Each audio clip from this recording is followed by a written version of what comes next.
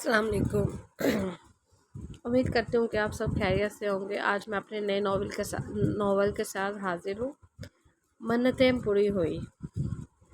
चाचू, आवाज़ पर मंसूर हयात ने आंखें खोल कर दरवाजे की जानिब देखा, जहाँ खुले दरवाजे के फ्रेम में वो खड़ा था। उनको खुशगवार हैरत ने आ लिया। आओ यार, तुम तो इधर का रास्ता ही भूल गए हो। खुश दिली से मुस्कुराते वो बेड ग्राउंड से टेक लगाकर बैठ गए। आहिस्ता कदम लेता वो इन तक आया था। अस्सलाम वालेकुम। इनके पास बैठता वो मुअद्दब अंदाज में सलामती भेजी तो हमेशा की तरह मंसूर साहब ने उसकी पेशानी चूमी थी। वालेकुम सलाम। आज मेरे बेटे को मेरी याद कैसे आ गई? लतीफ़ सा तंज उसकी इतने दिनों की गैर हाजिरी पर करते वो इसका चेहरा देख रहे थे। मैं याद ही रखता हूँ, अलबत्ता आप मुझे भूल गए हैं, तभी तो अपने बीमार होने का भी नहीं बताया। चेहरे पर फिक्रमंदी के साथ खफगी के तासुरात सजाए वो शिकवा करता इन्हें मुस्कुराने पर मजबूर कर गया। बेटा, अब इस उम्र में यह सब तो चलता ही रहता है। तुम लोग वैसे भी बाल की खाल खींचने लगते हो। लहजे में बिशाहत का अंसर पैदा करते वो इसका वजीही चेहरा नज़रों के हसार में लिए नरमी से कह रहे थे। वो जब भी उसे देखते थे उन्हें तैमूर हयात की मौजूदगी का एहसास होता था।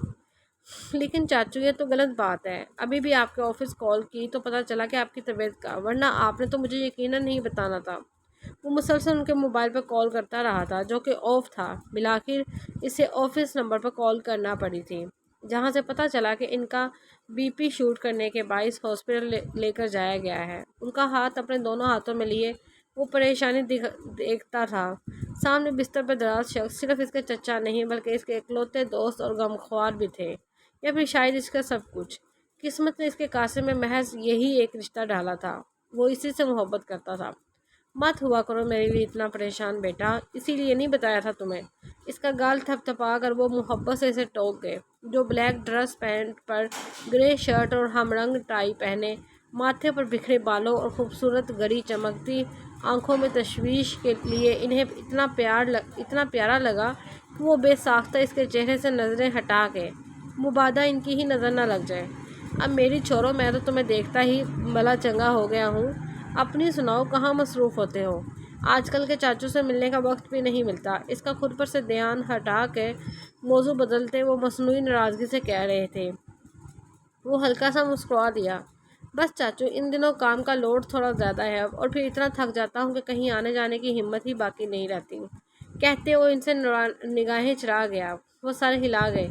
जानते तो थे कि इसके यहाँ आने से गरीज की वजह इसकी ज़ाती मसरूफियत नहीं, कुछ और ही है, मगर फिर भी जैसे दोनों एक दूसरे का भरम रख रहे थे।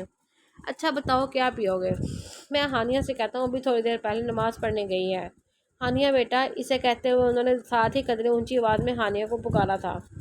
शाहजर के दिल की धड़कनें इस नाम से मुंतशिर हुई थी। नहीं चाचू, किसी चीज़ की तरफ नहीं है इस वक्त, अभी कुछ देर पहले ही चाय पी कर आया हूँ। इनको मना करता वो उज़र तलाश कर गया, लेकिन ऐसे कैसे? वो कुछ कहना चाह रहे थे, मगर फिर इसकी मुतलज्जी आंखों को देखकर चुप कर गए। फिर कितनी देर वो इनके पास बैठा, इधर उधर की तो कभी हालात हाजरा की हल्की फुल्की बातें करता रहा था, और इससे बातों में मशगूल मंसूर हयात को देखकर कोई अंदाज़ा नहीं लगा सकता था कि कुछ देर पहले तक इनकी हालत किस कदर गैर हुई थी। इसकी आमद और कंपनी हमेशा ही इन पर खुशगवार असर डालती थी। ठीक है चाचू, इजाज़त दें, अब मैं चलता हूँ। क्लाइव पर बांधी रस्ट वॉच पर निगाह दुराए वो न जाने का कसद करने लगा तो वो उसे टोक गए। 6:30 बज रहे हैं बेटा, रात का खाना खाकर ही जाना। अब इसका जवाब नफ़ी में ही होगा। ये जानते हुए भी वो इसरार कर रहे थे। नहीं चाचू, वो तो अब घर जाकर ही देर से खाऊंगा। वैसे भी अभी काफ़ी टाइम पड़ा है और मुझे एक ज़रूरी काम भी है, तो फिर कभी सही। माजरत ख्वाहाना अंदाज अपनाते हुए वो अपनी टाल गया था। मंसूर हयात ने बड़े बोझल दिल के साथ उसको जाने की इजाज़त दी थी। वहीं बैठे हुए भी वो इसे बगलगीर हुआ था। अपना ख्याल रखिएगा, मैं फिर आऊँगा इंशाल्लाह। अल्लाह हाफिज़। मुस्कुरा कर कहता वो लंबे लंबे डग भरता कमरे से बाहर निकल गया। दिल ही दिल में उसकी सलामती की दुआएं करते हुए उसे जाता देखकर गहरी सांस भरते दोबारा से आंखें मूंद गए थे। हानिया किचन में दाखिल हुई तो ताहिरा हयात को गुस्से से कुछ बुढ़ाते पाया तो जो जो ज़ोर ज़ोर से बर्तन सिंक में पटकने के अंदाज में धो रही थी। वो ना समझी से इनके बिगड़े तेवर देखने लगी। अभी कुछ देर पहले तो वो अच्छी भली थी।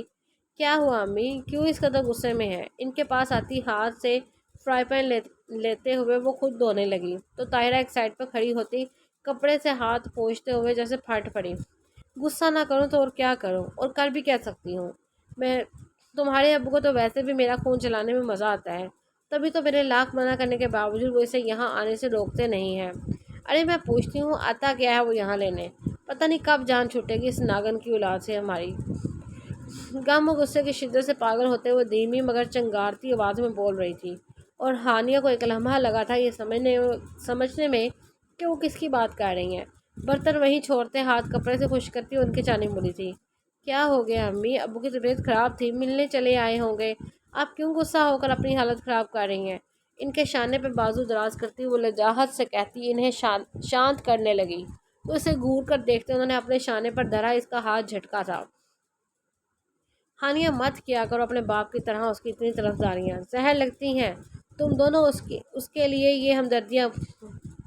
اس کے ماں باپ نے کیا کم اس خاندان کی عزت کو چاند لگائے ہیں جن کی یاد تازہ کرنے وہ یہاں مگتا ہے؟ وہ غصے سے ہانپ رہی تھی، گڑے سانس ان کی غیر ہوتی حالت کی گواہی دے رہے تھے۔ ہانیہ نے بے بسی سے انہیں دیکھا۔ سوری امی، آپ پلیز ریلیکس ہو جائیں، مجھے کیا ضرورت پڑی ہے ان کی سائڈ لینے کی؟ میں تو صرف اس لیے کہہ رہی ہوں کہ کہیں آپ کی طبیعت نہ بگڑ جائے۔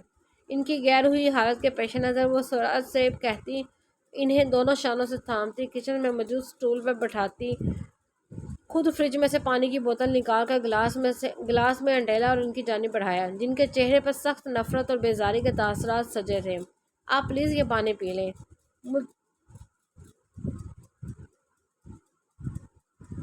ملتجی لہجے میں درخواست کی تو اس کو ایک نظر دیکھ کر اس کے ہاتھ سے گلاس لے کر انہوں نے ہونٹوں سے لگایا۔ ہانیہ ان کا تنا ہوا چہرہ دیکھ دل ہی دل میں ملال کا شکار ہوئی۔ ہانیہ اور منصور حیات کی لاکھ کوششوں کے باوجود ان کے دل میں پنپتی شاہ زر تیمور حیات کے لیے نفرت ختم نہ ہو سکی تھی۔ وہ دل محسوس کر کے رہ گئی، اور باہر لاؤنج سے گزرتے شاہ زر حیات کے قدم ان کی کاٹ دار آواز پر بے ساختہ رکے تھے، اور پھر ان دونوں کے مابین ہوئی گفتگو حرف بحرف ان کی سماعتوں میں کسی پگھلے ہوئے شیشے کی مانند انڈیلنے ہوئی تھی۔ طاہرہ حیات کی خود کے لیے نفرت کو بخوبی محسوس کرتے وہاں سے نکلتے ہوئے اس کے قدموں میں غیر محسوس انداز میں بوجھل پن ڈر آیا تھا۔ لفظوں کی مار اور لہجوں کا قہر سہتے اس نے بچپن سے جوانی تک کا سفر طے کیا تھا۔ اس میں کچھ نیا نہیں تھا، مگر پھر بھی ہر بار دل کی تکلیف دو چند ہو جایا کرتی تھی۔ یونیورسٹی کے گیٹ سے گزرتے اسے سائیڈ مرر میں دکھائی دیے چہرے پر ہانیہ کا گمان ہوا تھا۔ پاؤں خود بخود ہی بریک پر جا پڑا تھا، ذرا غور کیا تو گمان حقیقت کا روپ دھار گیا تھا۔ بلا شبہ وہی تھی۔ لائم گرین قمیض، وائٹ شلوار اور سر پر ٹکا ہوا وائٹ دوپٹہ، ایک ہاتھ میں جرنل تھا جبکہ دوسرا ہاتھ کندھے پر لٹکے بیگ کی اسٹرپ پر رکھا ہوا تھا۔ ارد گرد متلاشی نگاہوں سے دیکھتی وہ پلٹنے لگی جب اس نے گاڑی ریورس کی تھی اور اس کے پاس روکی تھی۔ ہانیہ! شیشے نیچے کیے وہ ذرا اونچی آواز میں پکارا تھا۔ وہ حیران سی اپنے نام کی پکار پہ پلٹی تھی، سامنے شاہ زر کو دیکھ کر حیرت دو چند ہوئی تھی۔ السلام علیکم۔ کچھ سمجھ نہ آیا تو سلامتی بھیجی۔ وعلیکم السلام۔ آپ گاڑی کا ویٹ کر رہی ہیں؟ آواز میں غیر محسوس انداز میں خوشگواریت در آئی تھی۔ اس کا حسین چہرہ دیکھ کر دل میں جیسے بہاروں کی آمد آئی ہوئی تھی۔ جی وہ وجدان آ رہا ہے لینے، اسی کا ویٹ کر رہی ہوں۔ ابھی کال کی تو نمبر نہیں لگ رہا، سوچا باہر دیکھ لوں، ہو سکتا ہے آ گیا ہو۔ یوں بیچ روڈ پر یونی گیٹ کے سامنے سے بات کرنا آکورڈ لگ رہا تھا، وہ جلد سے جلد منظر سے ہٹ جانا چاہتی تھی۔ آپ ایسا کریں اسے ایک اور بار کال کریں، ورنہ میں آپ کو ڈراپ کر دیتا ہوں۔ صلاح دی گئی۔ شام گھری ہوتی جا رہی ہے، اسے یوں چھوڑ کر جانا مناسب نہیں لگ رہا تھا۔ اس نے سر ہلا کر بیگ میں سے سیل فون تلاشا۔ ہانیہ اندر آ جائیں، اسے ایسا اچھا نہیں لگ رہا تھا۔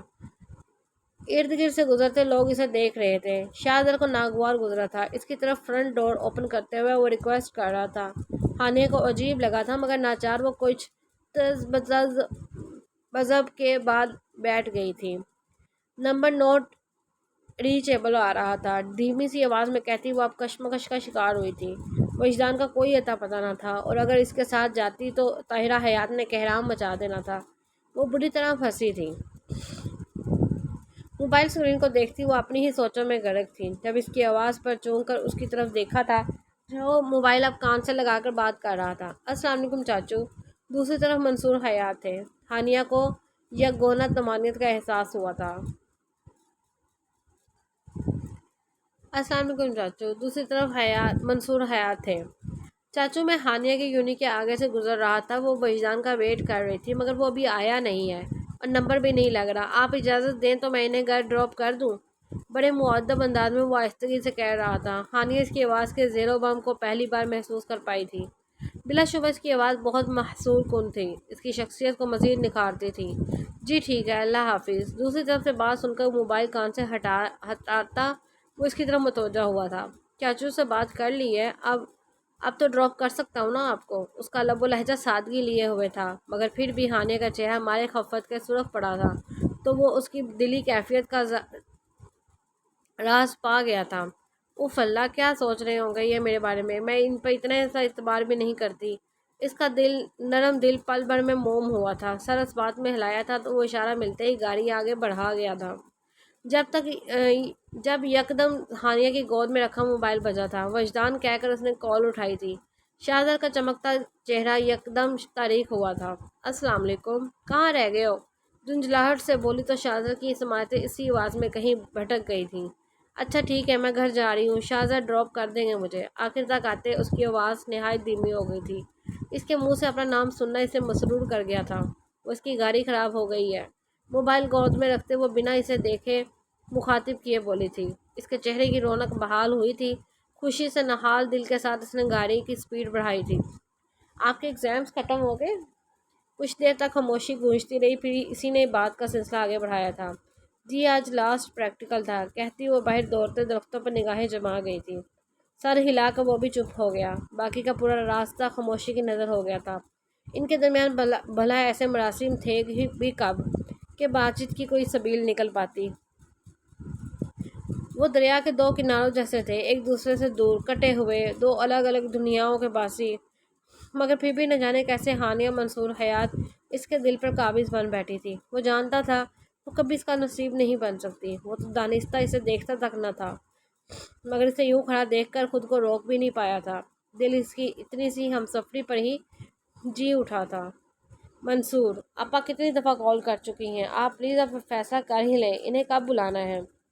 चाय का कप इनकी जानिब बढ़ाते हुए वो दो टोक अंदाज अपनाती कह रही थी। अरे बेगम, आपकी आपा हैं, इसमें फ़ैसला करने की कौन सी बात है? जब चाहे आए। चाय का घूंट लेते उन्होंने तो जैसे नासमझी के सारे रिकॉर्ड्स तोड़ डाले थे। ताहिरा ने इन्हें शिकायती नज़रों से देखा था। अपना कप वो सामने मेज़ पर रख चुकी थी। हद करते हैं आप भी। अच्छे से जानते हैं आपा किस सिलसिले में आना चाहती हैं, फिर भी अनजान बन रहे हैं। इसी महीने अबरार आ रहा है अमेरिका से, वो भी सिर्फ 15 दिनों के लिए।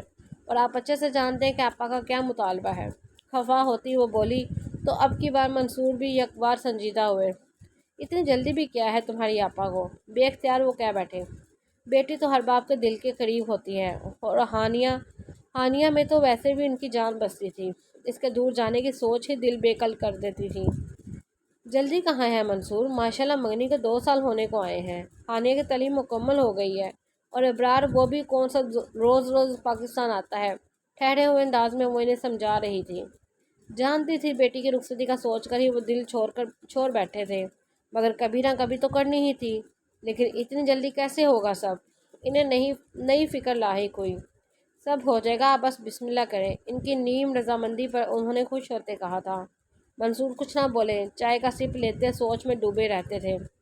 तो फिर मैं कल आपा को आने का बोल दूं? उनके इस्तफसार पर वो चूक से गए थे। फिर गहरा सांस भरते सर असबात में हिला गए। ताहिरा हयात मसरूर सी अपनी चाय की जानिब मुतवज्जा हुई थी। वो अपने ऑफिस के कैबिन में बैठा काम में बुरी तरह गर्क था जब मोबाइल की बीप बची।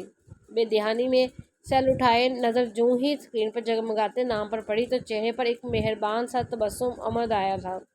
कॉल रिसीव करते बड़े रिलैक्स अंदाज में कुर्सी की पुश से टेक लगाते उसने सलामती भेजी। दूसरी तरफ मंसूर हयात थे। हाँ भाई बरखुरदार, कहाँ गायब हो आजकल? सलाम का जवाब देते वो अपने अजली हल्के फुल्के अंदाज में गोया हुए थे। शाहजहा के वजीह चेहरे पर मुस्कुराहट ने मुस्तकिल पड़ाव डाला हुआ था। उनके इस गले में भी अपनायत की महक थी। चाचू यार, बताया तो था आपको कि इन दिनों मसरूफियत ज़्यादा है। दोस्ताना लबो लहजा अख्तियार किया गया था। वो इसके वाहिद दोस्त थे। بس یار بہت ہو گیا تمہاری مصروفیت کا بہانہ، اب تو تمہیں ٹائم نکالنا ہی پڑے گا، وہ ڈرامائی انداز میں کہہ رہے تھے۔ شاہزر کرسی جہلاتا محظوظ ہوا۔ اچھا ایسا کیا ہو گیا ہے؟ ان سے بات کرتے اعصاب کا تناؤ رفع ہوا تھا۔ ہانی کی شادی طے ہو گئی ہے، ٹھیک 10 دن بعد کی تاریخ رکھی ہے، وہ خوش سے کہہ رہے تھے، اور ان کی بات سن کر اس کے مسکراتے لب سکڑے تھے۔ یکدم وہ سیدھا ہوا تھا۔ جس چہرے پہ کچھ پل پہلے ہی ایک خوبصورت مسکان تھی، وہاں اب صرف کرب کی کیفیت رقم تھی۔ منصور حیات اور بھی بہت کچھ کہہ رہے تھے مگر اس کی سماعتیں سننے سے نکاری تھی۔ آنکھوں کی جلن میں یکدم اضافہ ہوا تھا۔ بہت مشکل سے خود کو کمپوز کرتے وہ فون کی جانب دوبارہ متوجہ ہوا تھا۔ ذہن بری طرح منتشر ہوا تھا۔ بہت مبارک ہو آپ کو۔ وہ نہیں جانتا تھا یہ جملہ کہنے کے لیے اس نے کہاں سے ہمت جمع کی تھی۔ اب تو تمہیں آنا ہی پڑے گا، خبردار جو انکار کیا تو۔ اس کی حالت سے بے خبر وہ حق جتاتے ہوئے کہہ رہے تھے، جی میں حاضر ہو جاؤں گا۔ بامشکل آواز کا توازن بحال رکھا تھا۔ پھر الوداعی کلمات کہتے جیسے ہی فون بند ہوا تھا، وہ ڈھہ جانے کے سے انداز میں پیچھے ٹیک لگا گیا تھا۔ آنکھوں میں ہلکی سی نمی لاکھ نہ چاہنے کے باوجود اتر آئی تھی۔ اوہ نو شاہزر حیات، اتنے حیران کیوں ہو؟ یہ تو ایک دن ہونا ہی تھا، وہ تمہاری تو کسی صورت نہیں ہو سکتی تھی، بھلے تم سونے کے ہی بن کر کیوں نہ آ جاتے، اس کے قابل پھر بھی نہ جانے جاتے، اور مان لو جو تمہارا کبھی تھا ہی نہیں، اس کے کھو جانے کا کیا غم۔ انتہائی اذیت سے وہ تصور میں خود سے ہی مخاطب اپنی ہی ذات کو تمسخر کا نشانہ بنا رہا تھا۔ بائیں آنکھ سے ایک آنسو لکیر بناتا اس کی کن پٹی میں کہیں معدوم ہو گیا تھا۔ اندر کوئی دل کی بستی بسنے سے پہلے ہی اجڑ جانے پر نوحہ کنا تھی۔ دل تو جیسے پڑ لگا کر اڑ رہے تھے۔ آج اس کی مہندی تھی جس کا سارا انتظام کر کے بڑے سے لون میں کیا گیا تھا۔ حیات ولا میں خوب رونق لگی ہوئی تھی، حسن کی بہار اتری ہوئی تھی، تو خوشنما کہکوں سے ایک مدت کے بعد اس گھر کے در و دیوار آشنا ہوئے تھے۔ پورا خاندان اکٹھا تھا ایک ہی چھت تلے۔ لندن سے ان کے بڑے تایا غفور حیات بما فیملی کے آن موجود تھے، تو کراچی میں مقیم ان کی اکلوتی پھپھو بھی اپنے بچوں کے ساتھ پہنچ چکی تھی۔ لون کے سارے ارینجمنٹس کی ذمہ داری شاہزر اور وجدان کو سونپی گئی تھی، جسے ان دونوں نے بخوبی نبھایا بھی تھا۔ برقی کمکوں اور تازہ گینڈے اور موتیے کے پھولوں کی سجاوٹ نے ماحول کو دلکش اور معطر کر دیا تھا۔ شاہزر کام میں بری طرح سے پھنسا ہوا تھا۔ منصور حیات نے اپنی آدھی سے زیادہ ذمہ داری اس کے کندھوں پر ڈال دی تھی، جسے وہ بوجھل ہوئی کیفیت کے ساتھ احسن طریقے سے نبھا رہا تھا۔ وقت نے اسے اپنا زخم دل چھپانا اور اس پر متضاد مسکرانا بھی سکھا دیا تھا۔ اب تو کبھی کبھی اسے خود بھی حیرت ہوتی تھی کہ کس درجہ کمال سے اس کے تاثرات اور ساکنات اس کی دلی کیفیت اور احساسات کی نفی کر رہے ہوتے تھے۔ وہ فریب گر بن چکا تھا، دوسرے کے ساتھ ساتھ شاید خود کو بھی دھوکہ دینا سیکھ گیا تھا۔ ابھی بھی وہ بازار سے واپس آیا تھا۔ ہانیہ کے لیے فریش پھولوں کے گجرے اور دیگر پھولوں کے زیورات لانا وجدان کے سپرد تھا، مگر عین وقت پر وہ اسے بول خود تیار ہونے چل دیا تھا۔ گاڑی سے اترا تو پورچ میں ہی غفور حیات کسی سے کال پر مصروف گفتگو تھے۔ ان کے بیوی بچے پہلے آ گئے تھے، جبکہ وہ آج کچھ کاروباری مصروفیت کے باعث تاخیر سے پہنچے تھے۔ انہیں دیکھ کے وہ بھی وہیں کچھ فاصلے پر رک گیا تھا۔ غفور حیات نے ایک سرسری سی نگاہ اس کی جانب کی تھی، پھر اسے یوں ہی نظر انداز کیے فون پر مگن رہے۔ آنکھوں میں نہ ہی تو کوئی اپنائیت جاگی تھی اور نہ ہی چہرے پہ شفیق تاثر بڑھا تھا۔ وہ سر جھکائے کھڑا رہا تھا یہاں تک کہ وہ فون بند کر چکے تھے۔ السلام علیکم۔ انہیں فرصت ملی دیکھ کر وہ شائستگی سے بولا تو انہوں نے سپورٹ سی نظریں اس پر ڈالی تھیں۔ وعلیکم السلام، کیسے ہو؟ روکھی سی آواز اور بے تاثر سا لہجہ جس کا وہ عادی ہو چلا تھا، نہ تو اس سے ہاتھ ملایا تھا اور نہ ہی گلے لگایا تھا۔ شاہزر کا دل چھناکے سے ٹوٹا تھا، مگر بنا آواز ٹوٹے دل کی صدا سننے کو دل سے دل کا رابطہ ہونا ضروری ہوتا ہے، جو یہاں مقصد ہی نہیں تھا۔ الحمدللہ ٹھیک ہوں، آپ کیسے ہیں؟ سفر بخیر گزرا؟ مؤدب سا کہتا وہ تیمور حیات کی پرچھائی لگتا تھا، مگر پھر بھی حیات ولا کے مکین اس کے لیے دل کشادہ نہیں کر پائے تھے۔ ہاں ٹھیک ہوں، سفر بھی ٹھیک تھا، اس پر سے نظریں ہٹائے کہہ کر وہ اب اس کے پاس سے گزرتے اندر کی طرف بڑھ رہے تھے، جب وہ اندرونی دروازے کے فریم میں کھڑے منصور حیات کو دیکھ کر لمحہ بھر کر رکے تھے۔ ان کی آنکھوں میں افسوس اور چہرے پر ان کے رویے کی بدولت تکلیف کے آثار تھے۔ وہ سب جان کر بھی سر جھٹکتے اندر بھر گئے تھے۔ منصور حیات نے اس کی پشت کو دیکھا تھا۔ وہ لاکھ کوشش کے باوجود اس زمانے کے سرد و گرم سے بچانے میں تو کامیاب رہے تھے، مگر اپنوں کے بے حسی اور سرد مہری کی سلگتی آگ میں جھلسنے سے بچا نہیں پائے تھے، جس کا انہیں تعمر قلق رہنا تھا۔ وہ اس سے ہوئی تکلیف سے بھی بخوبی واقف تھے، اور وہی کرب وہ اس کے وجیح چہرے پر دیکھنے کے روادار نہیں تھے۔ تبھی خود کو نارمل کرتے اس کی جانب بڑھے تھے، پیچھے سے اس کے کندھے پر ہاتھ رکھا تو وہ چونکا تھا۔ جب پلٹا تھا چہرے پر سے دکھ تکلیف کا شائبہ تک نہ تھا، ہونٹوں پر دھیمی سی مسکان جلوہ گر تھی۔ وہ محض اپنے خوبرو بھتیجے کو دیکھ کر رہ گئے تھے، وہ شاہزر حیات ہی کیا جو اپنے غموں کا اشتہار لگاتا پھرے، اپنی اذیتوں میں کسی اور کو شراکت دار بنائے۔ مجھے معاف کر دینا بیٹا، میں تمہارے لیے کچھ نہیں کر پایا، تمہاری ماں کو دی ہوئی قربانی کی لاج بھی نہیں رکھ پایا شاہزر، نہ ہی تمہارے باپ کا مان رکھ سکا جو جاتے ہوئے تمہیں میرے سپرد کر گیا تھا۔ ان کی آواز میں رقت طاری ہوئی تھی، اس کا مسکراتا چہرہ انہیں دوہری تکلیف سے دوچار کر گیا تھا۔ ان کی بات پر اس کے لب سکڑے تھے، سر نفی میں ہلاتے وہ طرب کر ان کے سینے سے لگا تھا۔ ایسے مت کہیں چاچو، آپ نے بہت کچھ کیا ہے میرے لیے، آج میں جو بھی ہوں آپ کی وجہ سے ہوں، آپ میرا سب سے مضبوط سہارا ہیں، یوں کہہ کر مجھے شرمندہ تو مت کریں۔ ان کے کندھے پر منہ رکھے وہ محبت بھرے لہجے میں بول رہا تھا۔ منصور حیات کی آنکھوں میں نمی چمکی، وہ خود ٹوٹ پوٹ کا شکار تھا، مگر ان کا غم غلط کرنے کو ان کی دارس بڑھا رہا تھا۔ انہوں نے شفقت سے اس کے پیٹھ تھپکی، آج اس کے ماں باپ ہوتے تو ایسی اولاد پر فخر کرتے۔ متلاشی نظروں سے اس نے کسی کو ڈھونڈنا چاہا تھا جو ہانیہ تک اس کا سامان پہنچا دیتا، مگر لیونگ ایریا تو سنسان پڑا تھا، سب باہر لان میں اکٹھے ہوئے تھے، تیز گانوں کی آواز نے ادھم مچا رکھا تھا۔ ثنا یہ پلیز ہانیہ کو دے دیں گی؟ سمینا پھپھو کی چھوٹی بیٹی آتی دکھائی دی تو وہ بول اٹھا، وہ بس لمحہ بھر کو رکی تھی اس کے پاس، میرے خود کے جھمکے نہیں مل رہے، آپ خود دے آئے۔ وہ شاید پہلے ہی بگڑے موڈ میں تھی، ناک چڑھا کر کہتی آگے بڑھ گئی تو وہ جز بجز ہوتا گہرا سانس بھر کر رہ گیا۔ اب ایسی بھی کوئی قیامت نہیں مچی شاہزر حیات، بس اس کے روم تک جانا ہے، اسے گجرے دینے ہیں اور غلطی سے بھی اس کی طرف نگاہ کیے بنا واپس آ جانا ہے۔ سر ہلاتا وہ خود کو پٹی پڑھا رہا تھا، دل ابھی سے بے ایمانی پر اتر آیا تھا، دھڑکنیں منتشر ہوتی چلی جا رہی تھیں اور ان کی آواز اسے خود اپنے کانوں میں آتی محسوس ہو رہی تھی۔ دروازے پر دستک دے کر وہ وہیں کھڑا انتظار کرنے لگا تھا، مگر کوئی باہر نہیں آیا تھا۔ مجبوراً اسے ہی اندر جانا پڑا تھا، اور یہیں وہ غلطی کر بیٹھا تھا۔ کچھ دیر پہلے خود کو دیا گیا سبق وہ خود ہی فراموش کر بیٹھا تھا۔ سامنے بیڈ پر نظر پڑی تو وہ پھر پلٹنا بھول گئی تھی۔ سبز گھاگھرے پر ٹی پنک بلاؤزر اور سبز ہی گوٹے کی کناری سے سجا دوپٹہ سر پر لیے وہ ہلکا سا میک اپ کیا آسمان سے اتری ہور لگ رہی تھی۔ دونوں ہاتھوں اور پاؤں پر مہندی کے نقش نگار اتنی خوبصورتی کو چار چاند لگا رہے تھے۔ گاؤں تکیے سے ٹیک لگائے وہ آرام دہ سی حالت میں بیٹھی شاید مہندی سوکھنے کا انتظار کر رہی تھی۔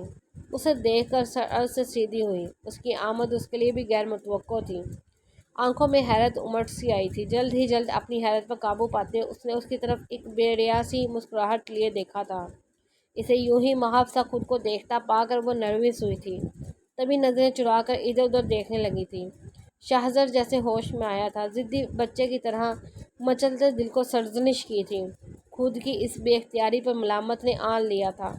پہلے بھی تو کتنی بار اس سے سامنا ہوا تھا، مگر بھولے سے کبھی اس نے اپنا راز دل اس پر عیاں نہ ہونے دیا تھا، تو پھر آج جب وہ کسی اور کے نام کی مہندی اپنے ہاتھوں میں سجائی بیٹھی تھی تو کیوں کر اپنا محرم کھولتا، اس پری وش کے سحر انگیز سراپے سے نظریں چراتا وہ اپنا چہرہ بے تاثر بناتا سامنے دیوار پر نظر جما گیا۔ یہ آپ کے گجرے دینے آیا تھا، ہاتھ آگے کرتا وہ بڑی مشکل سے مستحکم آواز میں کہہ پایا تھا۔ اس کی بات پر ہانیہ نے ایک نظر اسے دیکھا تھا، پھر اپنے مہندی لگے ہاتھوں کو، آپ پلیز انہیں یہاں رکھ دیں، لجاجت بھری آواز میں آہستگی سے کہتی وہ آنکھوں سے بیڈ کی پابندی کی جانب اشارہ کر رہی تھی۔ اس کی سرسری سی نظر اس پر ڈال وہ چلتا ہوا آیا تھا، شوپر وہاں رکھ کر وہ سر سے پلٹا تھا، اس بار اس پر نگاہ کرنے کی غلطی نہیں کی تھی۔ دروازے کے پاس جا کر وہ رکا تھا، بنا پلٹے وہ بولا تھا، ہانیہ، اور وہ جو اسے جاتا دیکھ کر اسی کی جانب متوجہ ہوئی تھی، بمشکل اس کی مدھم آواز سن پائی تھی، زندگی کا یہ نیا سفر آپ کو بہت بہت مبارک ہو، میری دعا ہے کہ آپ ہمیشہ خوش آباد رہیں۔ بھاری ہوئی گمگیر آواز میں کہتا وہ باہر نکلتا چلا گیا۔ وہ بند ہوئے دروازے کو دیکھتی رہ گئی۔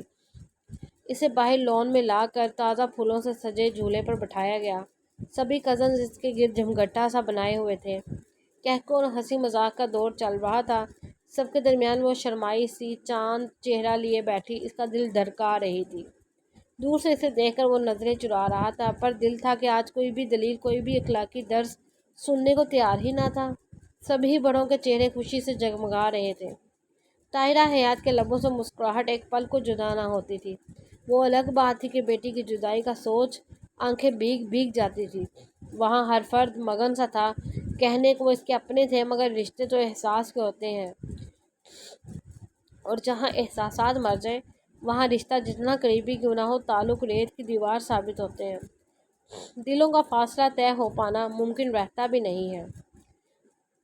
وہ پچھلے 2 دن سے زیادہ تر حیات والا ہی پایا گیا تھا، مگر صرف باہر کے ہی کام دیکھ رہا تھا، گھر میں بہت کم دیکھا گیا تھا۔ اس نے وہ غلطی نہیں دہرائی تھی جو اس نے پہلے دن ہوئی تھی۔ وہ جو ہی حیات ولا میں داخل ہوا تھا، منصور حیات نے اپنی ازلی گرم جوشی سے اس کا استقبال کیا تھا۔ اس سے بغل گیر ہوتے وہ اسے لیے اندر کی جانب بڑھے تھے جب راہداری میں انہیں ایک کال آ گئی۔ وہ کال ریسیو کرتے باہر کی طرف دوبارہ مڑ گئے تھے تو وہیں شدومند میں پڑا کھڑا رہ گیا تھا۔ سامنے لیونگ ایریا میں سمینہ پھوپھو، طاہرہ اور نبیلہ تائی بیٹھی نظر آ رہی تھی، جو کپڑے پھیلائے مگن سی اس کی آمد سے بے خبر تھی۔ وہ سوچ ہی رہا تھا کہ واپس پلٹ جائے کہ سمینہ پھوپھو کی نظر اس پر پڑی تھی۔ وہ ناچار آگے بڑھ آیا تھا، ان سب کو مشترکہ سلام کیا تھا۔ سمینہ پھر کسی حد تک لگاوٹ کا اظہار کیا کرتی تھی، وجہ اس کی تیمور حیات سے حد درجہ مشابہت تھی، مگر نبیلہ تائی کا انداز جذبات سے بالکل عاری ہوتا تھا، جیسے وہ کسی اجنبی سے بات کر رہی ہوں۔ اور طاہرہ حیات، ان کی تو اس سے نفرت ہی اپنی مثال آپ تھی۔ ان کو طنز کے نشتر اس کا سینہ چھلنی کر دیا کرتے تھے۔ اب کیا یہی کھڑے رہو گے؟ حال احوال جاننے کے بعد بھی جب وہ وہیں کھڑا رہا تو طاہرہ سے برداشت نہیں ہوا۔ وہ چاچو کا ویٹ کر رہا تھا۔ خفت کے مارے اس کی رنگت میں سرخی گھلی ہوئی تھی۔ کتنی بار کہا ہے میرے سامنے مت آیا کرو، تمہیں دیکھ کر میرا خون کھولنے لگتا ہے، مگر تم بھی بڑی ڈیٹھ مٹی کے بنے ہو، مجال ہے جو ذرا شرم آتی ہو۔ آئے بھی کیوں؟ آخر بے شرم ماں کے بیٹے جو ہو۔ استہزائیہ سی ہنسی لبوں پر لیے وہ زہر خون انداز میں اس کی عزت نفس کی دھجیاں اڑا گئیں۔ دونوں خواتین بالکل خاموش ان کا چہرہ تک رہی تھیں، اور شاہزر اس کا ضبط کے مارے برا حال ہوا تھا۔ آپ مجھے جو مرضی کہہ لیں چچی، مگر میری امی کے بارے میں ایک لفظ مت کہیے گا۔ آنکھیں اب بھی احترام سے جھکی ہوئی تھیں، مگر آواز مدھم ہونے کے باوجود تپش لیے ہوئے تھا۔ طاہرہ حیات نے گری نگاہ سے اس کے تنے ہوئے چہرے کو دیکھا تھا، پھر طنزیہ ہنستی تھی۔ اچھا تو بے شرم کو بے شرم نہ کہوں تو کیا کہوں؟ کس کس کا منہ بند کرو گے؟ ایک زمانہ اسے بے شرم و حیا کہتا تھا۔ وہ ان تاریخ گلیوں کی مکین تھی جہاں عزت دار انسان جانے کا سوچ بھی نہیں سکتا۔ وہ اب بھی اسے اپنے لفظوں کی مار مارنے سے باز نہیں آئی تھی، بڑی رعونت سے اسے بتا رہی تھی کہ اس کے انداز میں تکبر بول رہا تھا جو اللہ کو سخت ناپسند تھا۔ مگر انسان اکثر بھول جاتا ہے۔ نبیلہ تائی کے لبوں پر بھی مسکرانہ سا ہلکا تبسم تھا۔ وہ خود کو کچھ بھی سخت کہنے سے روکتا ہوا وہاں سے نکل گیا تھا، پھر دانستہ اس نے خود کو ان کی نظروں سے اوجھل کر لیا تھا۔ اب بھی وہ سب سے الگ، سب سے بہت دور کھڑا ان کے خوشی سے دمکتے چہرے دیکھ رہا تھا۔ کسی کو اس کی کمی محسوس نہیں ہوئی تھی سوائے منصور حیات کے۔ وہ آئے تھے اس کے پاس اور اسے ساتھ چلنے کا کہا تھا، مگر وہ سر درد کا بہانہ بنا کر معذرت کرتا ان سے اجازت طلب کر رہا تھا۔ وہ چاہتے تو نہیں تھے، مگر اس کا ستا ہوا چہرہ اور سرخ ہوتی آنکھیں دیکھ کر اسے جانے کی اجازت دے دی تھی۔ ان سے ملتا ہوا وہ دانستہ اسٹیج کی طرف دیکھنے سے گریز کرتا وہاں سے نکل آیا تھا۔ گھر واپس آ کر اس نے کپڑے بدلنے کا تردد بھی نہیں کیا تھا، ویسے ہی بستر پر آڑا ترچھا سا لیٹ گیا تھا۔ وجود پر عجیب مسکردی سی چھائی ہوئی تھی، نیند اس کی آنکھوں سے روٹھی ہوئی تھی جیسے، مگر پھر بھی وہ آنکھیں بند کیے پڑا رہا تھا۔ منتیں پوری ہوئی۔ میرج ہال مہمانوں سے بھرا تھا، کچھ مہمان ابھی بھی آ رہے تھے، بارات آنے میں کچھ وقت تھا۔ زہرہ آپا کی کال آئی تھی۔ منصور حیات، وجدان اور شاہزر انٹرنس پر کھڑے تھے جب ایک لڑکی ان کی طرف آتی دکھائی دی تھی۔ सादा से जीन्स और टॉप में मलबूस देखकर लगता नहीं था कि वो शादी अटेंड करने आई हो। साथ 3-4 साल बच्चा था इसके साथ और एक लड़की थी, वो भी सादा से हुलिया में थी। दूसरी लड़की के इशारा करने पर वो मंसूर जानिब हयात की जानिब आई थी। अस्सलाम वालेकुम अंकल, आप ब्राइड के फादर हैं? इस गैर मुतवक्का सवाल पर वो चूम कर उसकी तरफ देखने लगे थे। शाहजर भी माथे पर उलझन की लकीरें लिए इसकी तरफ मुतवज्जा हुआ था और फिर मंजर बदल गया था। ब्राइडल रूम में इस वक्त एक हजूम सा उमड़ आया था। हयात मिलाकर सभी बड़े वहाँ मुजमा थे और सबके सब शीशर थे, जैसे इन्हें सांप सूंघ गया हो। ताहिरा हयात का चेहरा लट्ठे की मानद सफ़ेद पड़ गया था। मंसूर हयात के माथे पर पसीना चमक रहा था, पर चेहरा बेतासुर सा था, जबकि हानिया तो बस टकर टकर इस लड़की को देख रही थी जो मुसलसल बोल रही थी। सामने मेज़ पर इसका निकाहनामा मौजूद था, इसकी शादी की और वैसे भी आम रूटीन की कई तस्वीरें अपने मोबाइल पर वो दिखा रही थी। कुछ वीडियोस भी थी। इनकार की कोई गुंजाइश बची ही नहीं थी। वो इब्रार की फॉरेनर बीवी थी, वो पाकिस्तानी नज़ार अमरीकी शहरी थी। अंकल सो सॉरी, मैं जानती हूँ ये सब आपके लिए तकलीफ़ दे है। किसी भी बाप के लिए शादी के दिन इसका सच सुनना मुश्किल होगा, मगर आपकी बेटी एक बहुत बड़े धोखे से बच गई है। मुझे देर से पता चला, वरना शायद इसकी नौबत ना आती। वो शर्मसार सी कह रही थी। इसके रख रखाव बता रहे थे कि वो किसी अच्छे ख़ानदानी पस मंज़र से ताल्लुक़ रखती है। नहीं बेटा, आप क्यों माफ़ी मांगे? गलती हमारी है जो बगैर जांच पड़ताल के ऐसे बेटी बयाने चले थे। वो इस सब के दौरान पहली बार बोले थे। आवाज़ में सख्ती आ गई थी। सभी इसके नई पड़ी इक़्तिदार पर मुस्तमिल से दिखाई देते थे। मंसूर, तुम फ़ोन करो ज़ोहरा को। आखिर वो ऐसे कैसे कर सकती है? जानते हुए भी बेटा वहाँ शादी कर चुका है, फिर भी हमारी बच्ची के साथ इतनी ज़्यादती करने चली थी। गफूर हयात की गरजदार आवाज़ में इश्तियाल की चंगारियाँ थीं। अपनी आपा को कॉल करो और कहो बारात लाने की कोई ज़रूरत नहीं है। जितनी इज्जत इन्होंने हमें बख्शी है बस काफ़ी है। मज़ीद तमाशा करने की कोशिश की तो मैं ज़रा बराबर लिहाज नहीं करूँगा। चट्टानों से सख्ती लिए वो दरश्त आवाज़ में दबा दबा सा चलाए थे। ताहिरा हयात इनको पहली बार इस कदर गज़बनाक मूड में देखकर दहल गई थी। सर हिलाती वो खुश्क हुआ गला तर करती लरसते हाथों से मोबाइल नंबर डायल करने लगी थी। मैं अब चलती हूँ अंकल, जो परेशानी का बायस बनी इसके लिए माजरत। मैं इसे एक लम्हे वक्फ किए बिना छोड़ देती अगर वो मेरे बेटे का बाप ना होता, मगर अब मैं इसे साथ लेकर जाऊंगी तो वो तमाम उम्र पाकिस्तान आने को तरसेगा और यही सज़ा होगी उसके लिए भी और उसकी फ़ैमिली के लिए भी, जो सब जान कर भी ये सब करने चले थे।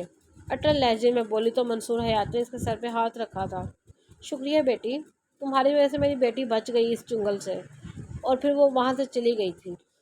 कुछ फासले पर ताहिरा हयात मोबाइल कान से लगाए दूसरी जानब से कॉल पिक कर होने की मुंतज़र थी। हाँ ताहिरा, बस निकलने लगे हैं। दूसरी तरफ से ज़ोहरा आपा की उजलत में डूबी आवाज़ आई थी। क्यों आपा, क्या बिगाड़ा था मैंने आपका जो ये सिला दिया आपने? अपने एक बेटे एक बच्चे के बाप से मेरी बेटी की शादी करने चली थी आप? गम गुस्से से उनकी सांसें अटल पतल हुई जा रही थी और दूसरी जानब ये इंकिशाफ सुनकर सख्ता सा छा गया था। ये क्या बोल रही हो ताहिरा? किसने ये अफवाह फैलाई है? उनकी लड़खड़ाई हुई आवाज़ इनके झूठ की चुगली खा रही थी। उसकी बीवी खुद बच्चे साथ आई थी और फिक्र मत करें, कुछ देर में वहाँ भी पहुँचती होगी आपके पास। आप अपने बेटे की खैर मनाएं और मेहरबानी करके इधर का रुख मत करिएगा, वरना मंसूर को रोक पाना मेरे भी बस में नहीं होगा। मैं इस बार इन्हें नहीं रोकना चाहूँगी। फ़ोन बंद करते इन्हें इनकी आंखों से आंसू जारी हुए थे। वो जाकर हानिया के पास सोफे पर किसी हारे हुए जुआरी की तरह बैठी थी। चोट भी तो वहाँ से लगी थी जहाँ से कोई उम्मीद नहीं थी। अब क्या होगा मंसूर? बाहर मेहमान बैठे हैं, क्या जवाब देंगे सबको?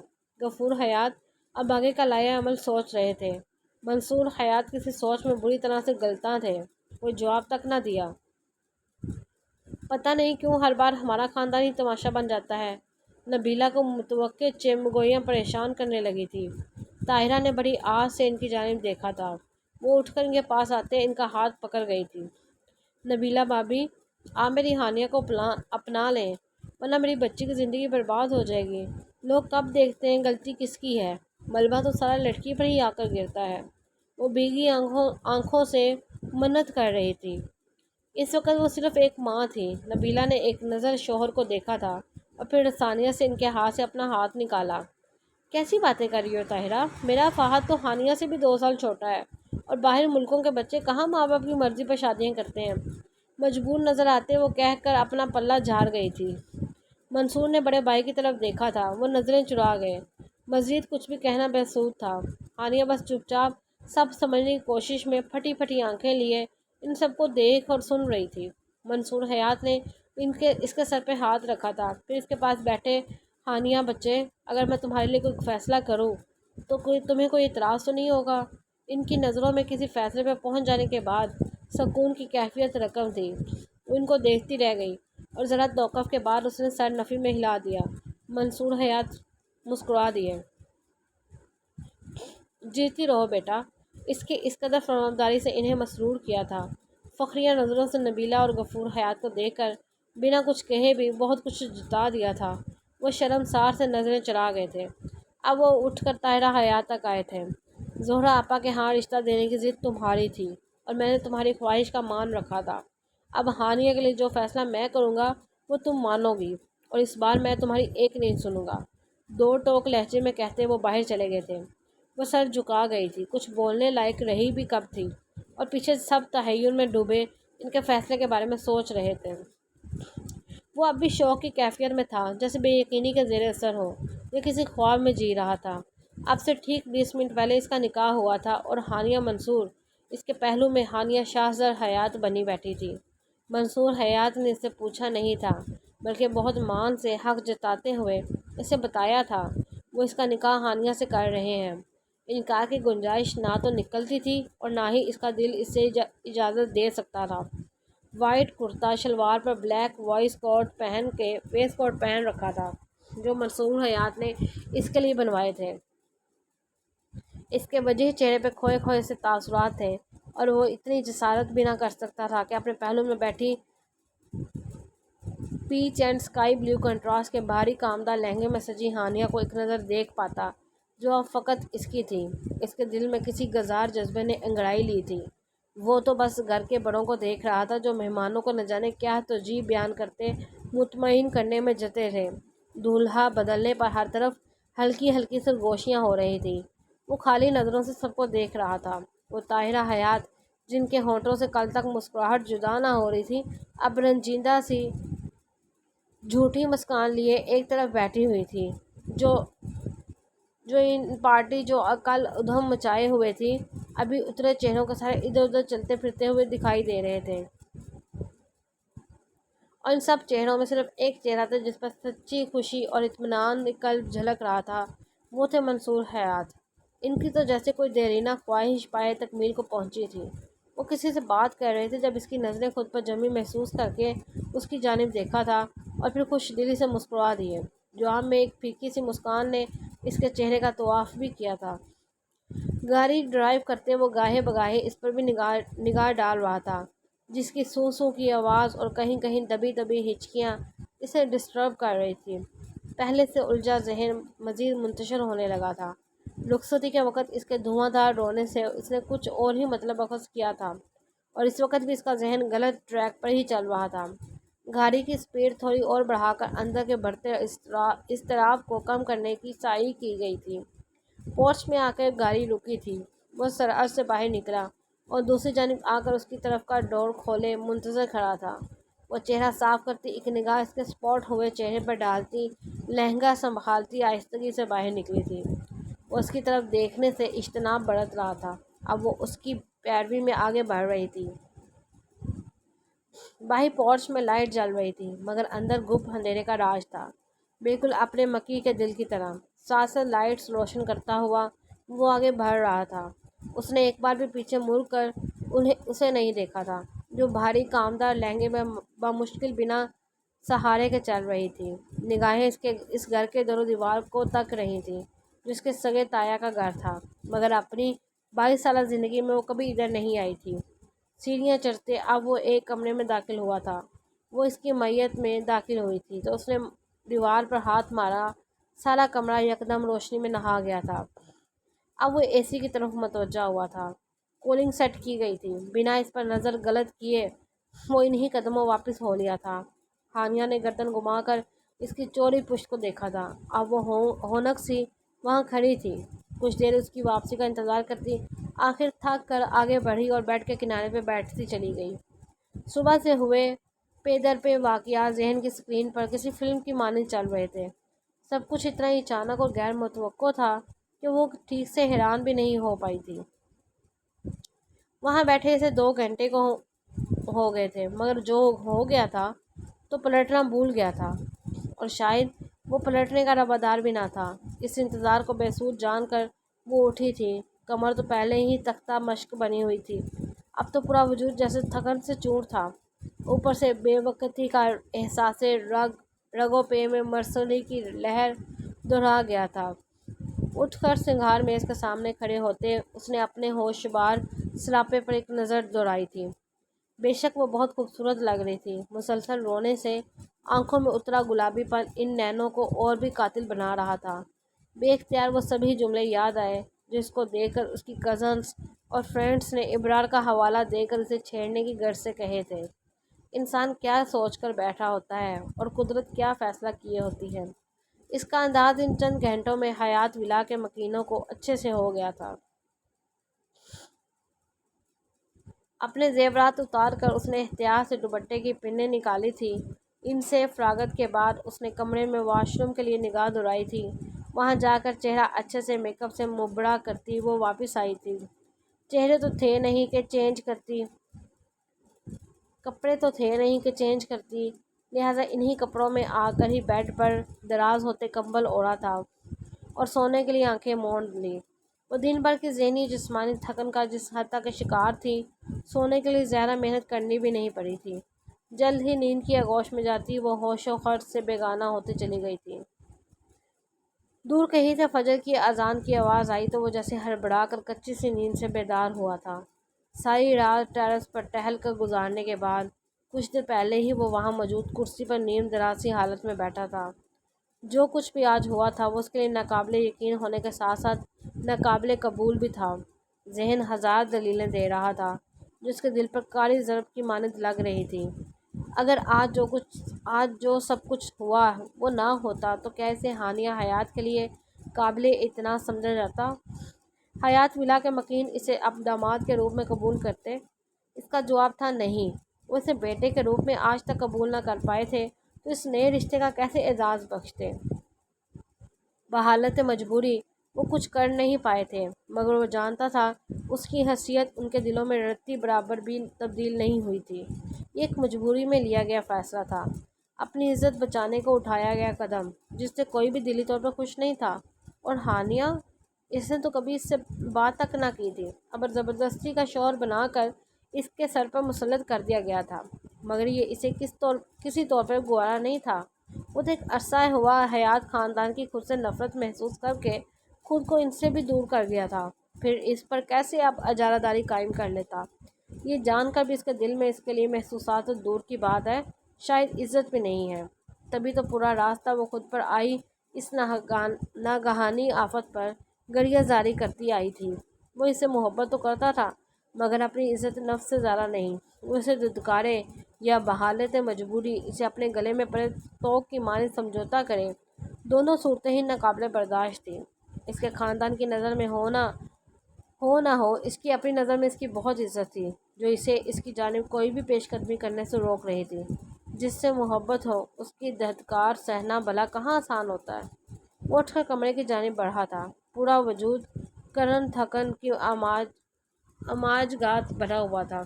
इस वक्त इस पर सुकून नींद की इसे शद ज़रूरत थी। बेड पर सोए वजूद को देखकर एक पल के लिए वो साकित हुआ था। वो पूरी तरह से कम्बल में लिपटी आंखों पर एक बाजू रखे सो रही थी। आगे बढ़कर वार्डरोब से कपड़े निकाल कर शॉवर लिया था, फिर वापस कमरे में आकर नमाज अदा की थी, जिसके बाद एसाब ज़रा सुकून की हालत में आए थे।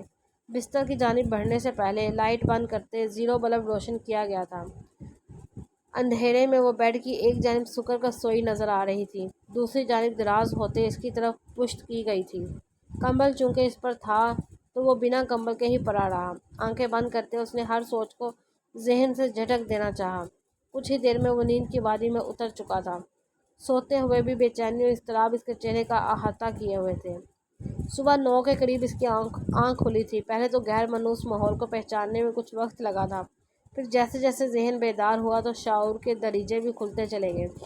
ذرا سا رخ موڑ کر کسی اور کی موجودگی کا احساس چاہا تھا، اور پھر نظر اس چہرے پر ٹھہر گئی تھی جو کل تک صدیوں کے فاصلے پہ تھا اور آج اتنا قریب تھا کہ ہاتھ بھر کی دوری پہ تھا۔ یہ اس کے لیے بھی انہونی ہی تھی۔ بغور اس کا چہرہ دیکھا جو چٹ لیٹا ہوا تھا۔ روم میں اے سی کی وجہ سے کھنکی سی تھی اور وہ بنا کمبل کے پڑا تھا۔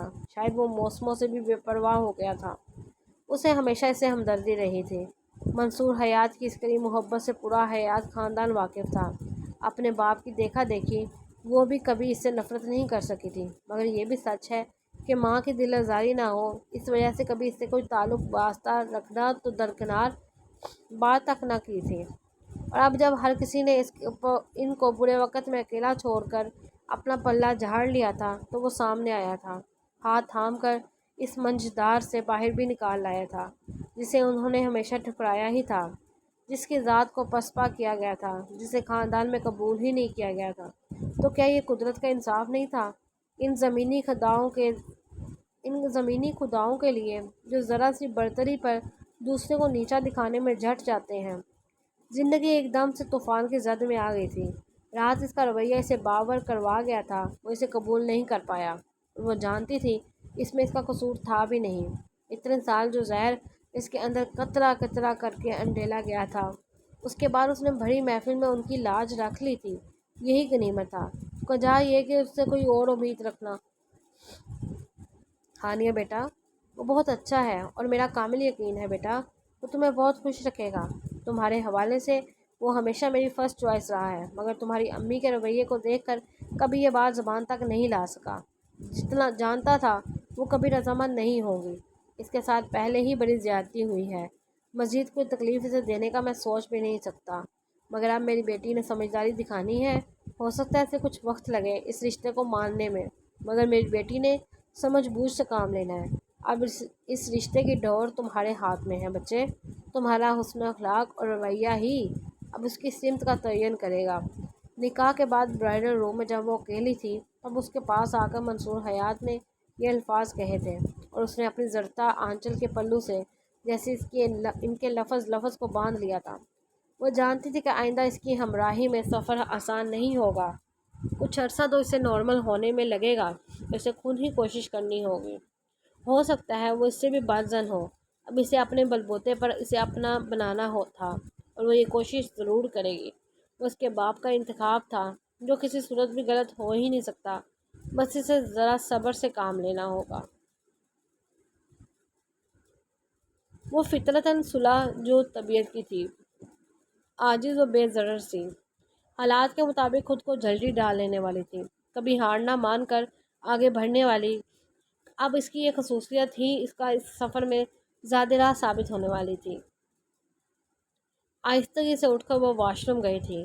کچھ دیر بعد گیلے چہرے کے ساتھ باہر آئی تو اب کی بار وہ کروٹ کے بل سو رہا تھا۔ کچھ سوچ کر وہ اس تک آئی تھی اور احتیاط سے پاس پڑا کمبل اس کے لمبے چوڑے وجود پر ڈالا تھا۔ پلٹتے ہوئے بیڈ سائڈ ٹیبل پر دھرے فوٹو فریم نے اس کی توجہ اپنی جانب کھینچی تھی۔ بلا شبہ وہ بہت خوبصورت تھی۔ تیمور حیات ان کے دیوانے ہوئے دنیا سے ٹکر لے گئے تھے تو اس میں کچھ مذائقہ نہیں تھا۔ وہ تھی ہی اس قابل کہ انہیں چاہا جاتا، اور اس چہرے پر سجا نور ان کی معصومیت و پاکیزگی کا گواہ تھا۔ تیمور حیات جیسے وجاہت کا شکار کہا جاتا تھا، ان کو پہلو میں کھڑی وہ چاند سے روشن چہرے کے ساتھ مسکرا رہی تھی، اور ان کی چمکتی بڑی بڑی بادامی ہیئت کی آنکھیں اس مسکراہٹ کا جواب کا خوب دے رہی تھی۔ بے اختیار اس کی نگاہ بیڈ پر سوئے وجود پر پڑ گئی تھی۔ اس کی بند آنکھیں بھی تو ایسی ہی تھیں، ساحر سی، مقناطیسی کشش رکھنے والی۔ اس نے باقی سبھی نقوش تیمور حیات سے چرائے تھے، مگر وہ آنکھیں مہر حیات کی سی تھیں۔ آرام سے وہ تصویر واپس رکھی تھی اور خود آ کر صوفے پہ بیٹھ گئی۔ وہ ابھی تک برائڈل ڈریس میں ملبوس تھی، پچھلے 15 گھنٹوں سے اس بھاری کامدار جوڑے کو پہنے ہوئے تھی، اور اب اس میں شدید الجھن ہونے لگی تھی، مگر ناچار اسے بھی انتظار کرنا تھا شاہزر کے اٹھنے کا، کیونکہ اس کا سوٹ کیس وہ رات گاڑی سے نکل کر لایا ہی نہیں تھا۔ مگر اسے زیادہ انتظار نہیں کرنا پڑا تھا۔ آدھا گھنٹہ ہی اسے وہاں بیٹھے گزارا ہوگا جب اس کے ساکت وجود میں جنبش ہوئی تھی اور ساتھ ہی اس نے اپنی منڈی منڈی سی آنکھیں کھولی تھی۔ سامنے ہی صوفے میں بیٹھی ہانیہ کو دیکھ کر اس کی ساری نیند لمحے کے 1000ویں حصے میں بھاگ گئی تھی۔ وہ جلدی سے اٹھ کر بیٹھا تھا اور ہانیہ جسے بڑی ماہویت اور بڑے غور سے دیکھ رہی تھی، اسے یوں اٹھتا دیکھ کر جز بجز ہوتی ادھر ادھر دیکھنے لگی تھی۔ ذرا توقف سے وہ اٹھا تھا، وارڈروب سے کپڑے نکال کر واش روم میں بند ہو گیا۔ ہانیہ نے روحانسی سے ہو کر واش روم کے بند دروازے کو دیکھا تھا تو ابھی بھی انتظار باقی تھا۔ 20 منٹ کے بعد جب وہ باہر آیا تو اس نے تشکر کا سانس لیا تھا۔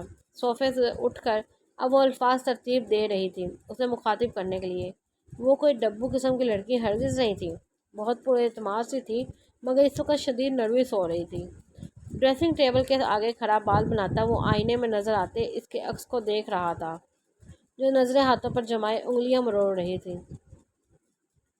خود پر پرفیوم سپرے کرتا وہ اس کی جانب گھوما تھا، ابھی تک لہنگے میں گھوم رہی تھی۔ اسے تعجب ہوا تھا، آپ نے چینج نہیں کیا ابھی تک؟ ان کی ازواجی زندگی کا پہلا جملہ جو ہانیہ نے اس کے منہ سے سنا تھا۔ وہ چونک کر چہرہ اٹھائے اسے دیکھنے لگی اور حیرت زدہ سا استفسار کر رہا تھا۔ میرا سوٹ کیس گاڑی میں ہے، ٹھہری ہوئی متوازن آواز میں جواب آیا تھا، اور شاہزار کو پہلی بار اپنی غفلت کا احساس ہوا تھا۔ بے اختیار اس نے ہاتھ سے ماتھے کو چھوا تھا۔ آئی ایم سوری، میرا دھیان ہی نہیں گیا اس کی طرف، میں ابھی لے کر آتا ہوں۔ شرمندگی سے وہ بولتا جلدی سے باہر نکل گیا تھا۔ کچھ دیر بعد وہ بما اس کے سامان کے واپس آن موجود تھا۔ لیجیے اب آپ چینج کر لیں، میں ناشتے کا بندوبست کرتا ہوں۔ سوٹ کیس اس کے آگے رکھتے وہ پھر سے غائب ہو گیا تھا۔ اس کے جاتے ہی اس نے نیچے بیٹھ کر اپنے سامان میں سے ایک خوبصورت سی گرین فراک منتخب کی تھی اور جلدی سے واش روم کی جانب دوڑ لگا دی تھی۔ شاور لے کر ڈریس چینج کرتی وہ مگن سی باہر آئی تھی۔ اب قدرے میں بہتر محسوس ہو رہا تھا۔ ٹاول سٹینڈ پر تولیہ پھیلا کر وہ مڑی تھی۔ صوفے پر ہی وہ بیٹھا موبائل پر مصروف تھا۔ اس کی جانب ایک نگاہ کر کے واپس جھکا لی گئی تھی۔ کمر تک آتے کھلے گیلے بال اور روشن چمکتا چہرہ اس وقت کچھ اور بھی شاداب لگ رہا تھا۔ دوپٹہ اچھے سے پھیلائے ہوئے وہ آگے بڑھی تھی۔ ناشتہ کر لیں، منصور چاچو کی کال آئی تھی، وہ لوگ آ رہے ہیں کچھ دیر میں۔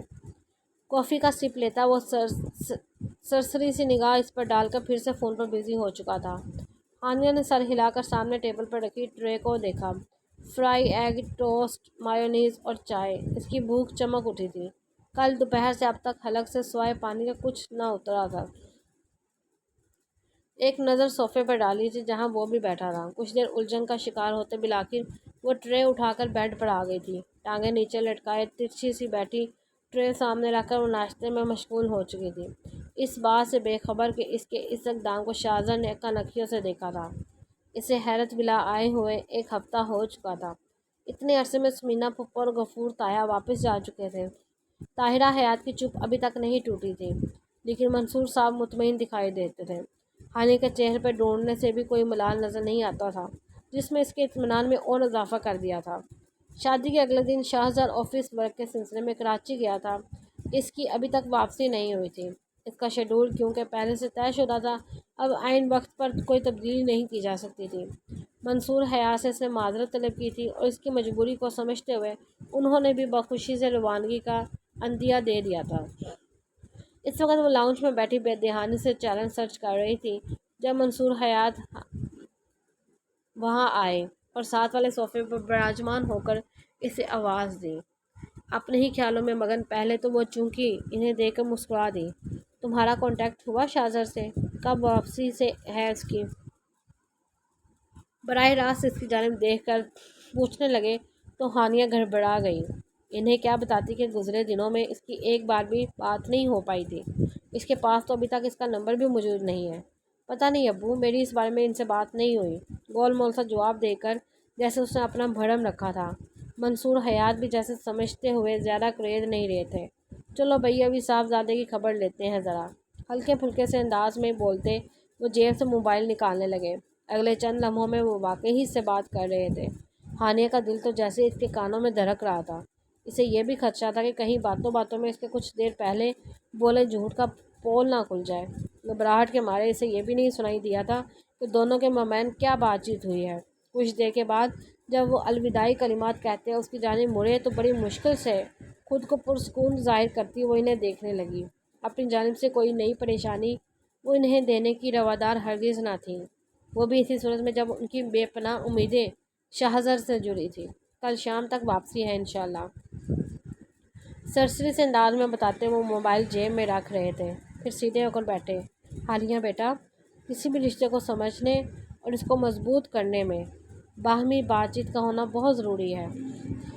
ایک دوسرے کی چھوٹی چھوٹی باتوں کو مان دینا، کبھی کبھار حق دعوے کے ساتھ ایک دوسرے کے معاملات میں چھوٹی موٹی دخل اندازی رشتوں کا حسن بڑھاتی ہے۔ اگر رشتہ قریبی ہو تو سامنے والے کی پہل کا ہی انتظار نہیں کرنا چاہیے، تھوڑا سا جھک کے خود سے کوشش کرنے سے اگر نتائج اچھے نکلیں تو گھاٹے کا سودا یہ بھی نہیں ہے۔ چہرے پر مہربان سی مسکان اور لفظوں میں متانت، وہ کسی مخلص دوست کی طرح اسے ڈھکے چھپے الفاظ میں بہت کچھ سمجھا رہے تھے، اور وہ ان لفظوں میں چھپے مفہوم کو اچھے سے سمجھتے ہوئے سر ہلا گئی تھی۔ کیا آ رہا ہے ٹی وی پر؟ بہت عمدگی سے بات بدلتے اب وہ سامنے اسکرین کو دیکھ رہے تھے، اور پھر دونوں ٹی وی کی جانب متوجہ اور ساتھ میں وہ ڈاکومنٹری فلم دیکھنے لگے تھے، ساتھ ساتھ باتوں کا سلسلہ بھی جاری و ساری تھا۔